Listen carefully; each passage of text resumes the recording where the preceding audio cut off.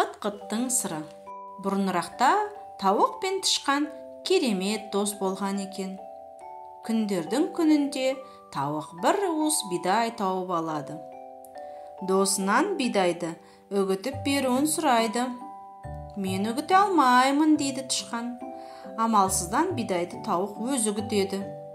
Диірменнен шыққандай мап-майда үн жасап, одан қамыр илейді. Содан кейін ол тышқанға енді қамырды күлше етіп пісір дейді. Өзің ақ пісіре салшы, ерініп тұрмын дейді досы. Тауық бір табақты толтырып күлше пісіреді де, күлшені кім жейді деп әдейі дауыстайды. Мен деп тышқан жүгіріп келеді. Сонда тауық: бидай үгітуге де, тәтті күлше әзірлеуге де ешқандай үлес қосқан жоқсың. Еңбек етсең ерінбей, тояды қарның тіленбей дейді де тышқанды үйінен қуып шығады. Содан бері тауықтар тышқанды көрсе қыт-қыттап оған үркейе қарайды екен. Соңы. Балаларға арналған қазақша контентті қолдай кетіңіз.